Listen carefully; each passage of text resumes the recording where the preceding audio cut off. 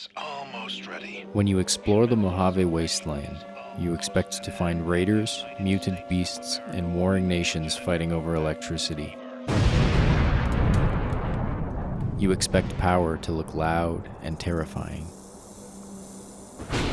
So when you finally track down the most feared shadow faction in Fallout history, the shock isn't how powerful they are, it's that they look like a support group for retirees.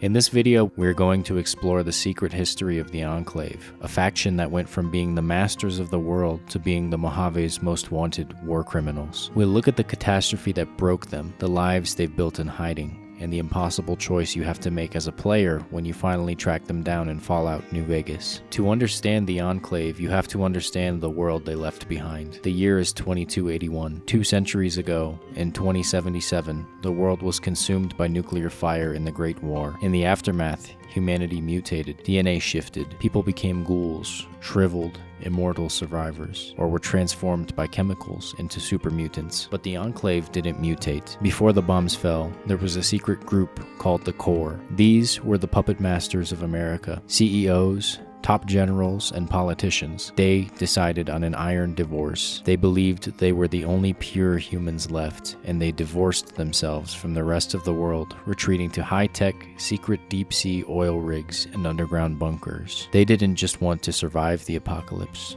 They wanted to wait for everyone else on the surface to die so they could reclaim a clean planet. For over 100 years, the Enclave lived in luxury while the world above suffered. By the year 2241, they were ready to take the world back. Their plan was simple and horrific. They developed a toxin called FEV. If they released it, it would kill 99.5% of every living thing on Earth. Everyone they considered a mutant or a genetic non-compliance offender. Only they did not count on the Chosen One, the playable protagonist of Fallout 2. They assassinated the president and destroyed the Enclave's ultimate weapon, a cybernetic, 10-foot-tall killing machine named Frank Horrigan. This was the Great Severing. The rig exploded in a nuclear fireball, killing the Enclave's senior leadership and sinking their dream of global genocide. The survivors on the mainland fled to a military base called Navarro, but they were in total disarray. A few years later, the new California Republic, a rising democracy, invaded Navarro and wiped it out completely. The Enclave wasn't just defeated, they were shattered and scattered to the winds. 5 Enclave members scattered to the Mojave Desert. They didn't have a home anymore. They made a silent pact. They would lock away their past and never speak of their time in the Enclave again. There, they greased their advanced power armor, stashed their high-tech energy weapons, and tried to disappear forever. They were forced to live among the local wastelanders. For these veterans, it was a profound cultural shock. They had been indoctrinated to see these people as subhuman animals to be exterminated. Now, the very people they were purposed to exterminate were their neighbors. Over time, human empathy began to chip away at decades of propaganda for a few of the individuals. The team members gradually warmed up to their respective communities, all of them still scattered, forced to embed themselves into their small societies.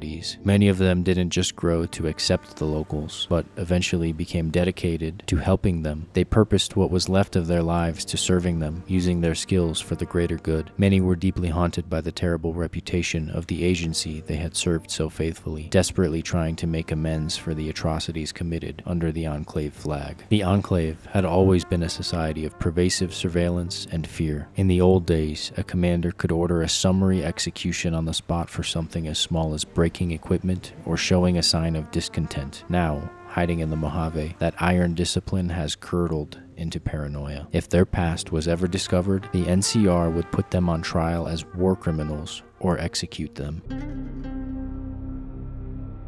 Captain Judah Kreger was the commander. He represents the old guard, a strong, commanding leader, polite and firm, though never particularly warm. He is the glue keeping the broken group connected through the decades, driven not by loyalty to a fallen Enclave, but by an enduring loyalty to the people he commanded. I miss those days sometimes. We all had a purpose, you know? I was the officer in charge. Johnson and Moreno were my heavy hitters. Henry handled tech things, and Whitman flew the chopper. I admit that some of the folks in charge were pretty ruthless. The rest of us, though, we were just trying to civilize things. Internal sabotage took down the oil rig. Never did get the full story. The NCR took out Navarro, saying we posed a threat to the region. Today he lives in West Side, working humbly as a farmer for the people of the slum. When the Courier first meets him, he isn't brooding over military maps. He's simply locked in a quiet game of chess with a West Side resident, a humbling end for a man who once held the power of life and death over his troops. I help tend the crops, stand watch for fiends, and generally help keep things civilized. Unlike the others, Orion Moreno never warmed up to the locals. Mercy was not part of Moreno's vocabulary. He remains merciless to this day. Nothing better than hosing down a target with an excess of bullets and laser fire. Completely overrun with a deep, corrosive hatred for the NCR. Over the years, he tried to run away from them, but as the Republic expanded its borders, they came right back into his backyard. Today, his blood boils just looking out his window and seeing the NCR flag waving right across the street. The NCR makes a habit out of wrecking homes. I came out here to get away from them. Didn't work out so well. Next thing I know, I'm squatting in their land. Never mind that I already been living here for years. Why do you even care? I came out here to forget about the past, so quit bringing it up. Agitated whenever questioned about his past, Moreno is a man who never questioned the Enclave or its decisions. When the NCR overran his home at Navarro, he famously looked at his squad and uttered the fateful words, "Kiss America goodbye, boys." Cannibal Johnson lives isolated in a cold cave in the eastern mountains, a man seemingly waiting for the day he dies. In fact, when the Courier approaches him, he expresses quiet disappointment that they didn't arrive with the intent to kill him. I've been in the Reaper's shadow for a long time now, and I thought he'd finally showed up to collect. He's just mocking me now. Johnson bears the weight of a devastating personal loss. His wife, a local tribal girl with beautiful eyes whom he loved deeply, passed away years ago. Had a wife for a while, tribal girl, really pretty eyes. She's been gone a long time now. Left completely alone, he is tormented by the memories of his past, though he insists he never killed anyone unless they truly deserved it. I'm pretty proud of the fact that I never killed a single soul who wasn't trying to kill me or one of my team first. Civilian casualties was acceptable and sometimes encouraged. My former squad mate Moreno didn't need encouraging. Moreno and I might have killed each other if Captain Kreger hadn't been there to pull us apart. He earned his grim nickname, the Cannibal, not from eating people, but from a terrifying act of psychological warfare. The truth of it is that I did cut out a raider's heart, but only took a bite to mess with his buddies. They had me surrounded, and I went with the first thing that came to mind. Some ran, and the rest were startled just long enough. Daisy flew 71 missions for the Enclave, and only ever lost one vertibird. Today, she lives in a tiny motel room in Novak. When the Courier finds her, she is passed out in her bed, surrounded by littered Sunset sarsaparilla bottles, seemingly trying to numb the heavy emotional pain of the evils she committed under the flag of the Enclave. Daisy tries to find solace where she can. She claims she is finally at peace with her past after spending years doing good for the people of Novak, humbly serving the community by disassembling any engines brought to her. It's times like these that make me miss it all.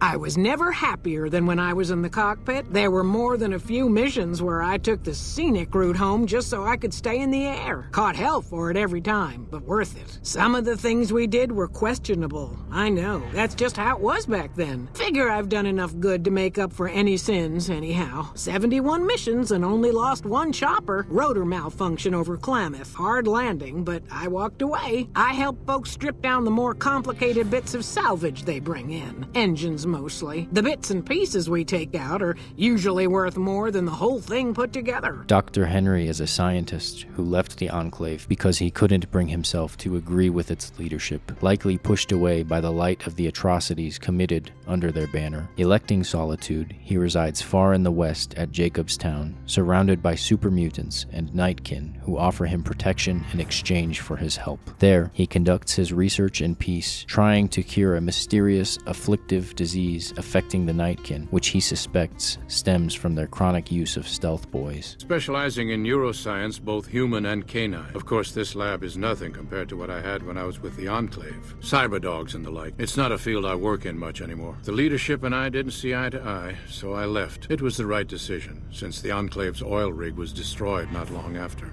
I prefer the solitude, and having a bunch of super mutants around tends to keep things safe and quiet. Born in the Enclave military base at Navarro, Arcade was just a child when the base fell to the NCR. Navarro was his birthplace, and his father was the original squad leader before dying on a mission. Arcade grew up raised by these aging veterans, but he harbors a deep hatred for their legacy. He joined the followers of the Apocalypse to try and pay back the massive debt his family's agency owes the world. Carrying the black box of Enclave history, Arcade lives in constant terror of what will happen if his true origin is ever exposed. My late father was an officer in a group called the Enclave, a remnant of America's pre-war government. Memories being short around here, not a whole lot of people remember them. But they did bad things, terrorized communities, kidnapped people. Eventually someone stopped them. I was born a few years later at a military base on the coast, a place called Navarro. I only know what I was told. Some of them were cut down by the NCR and the Brotherhood. Some of them went east. When the NCR learned that Enclave personnel had integrated, we kept moving to the fringes.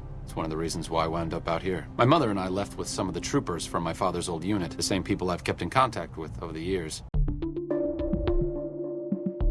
In Fallout New Vegas, you play as the Courier. You are the Catalyst, the only force in the wasteland capable of pulling these scattered ghosts out of the shadows. Through the quest for Old Lung Sang, you visit each surviving member and convince them to put on the uniform one last time. Each member gives you a piece of a passphrase. When you gather all 5, you step into their hidden bunker. Inside, you watch as these broken old men and women don their gleaming power armor, a sight that once meant absolute annihilation for anyone standing in their way. You are forced to make a choice that redefines their entire legacy: vindication or vengeance. You can either convince them to fight alongside the NCR, fulfilling Arcade's dream using Enclave technology to actually protect the innocent. However, this choice drives Orion Moreno into a murderous rage. Unable to forgive the Republic that destroyed his life, he will attack you before he ever helps them, unless you can convince him otherwise. Your other option is to convince them to side with Caesar's Legion. This grants Orion his long-awaited revenge against the NCR, but it causes Cannibal Johnson and Arcade Gannon to walk away in absolute disgust. The Enclave was founded on the delusional promise that they were the pure core of humanity, and everyone else was just silt to be swept away. But when the dust settles in the Mojave, they aren't gods, and they aren't a grand empire. They are just 5 old people in a bunker, waiting for a stranger to tell them if their lives ever meant anything at all.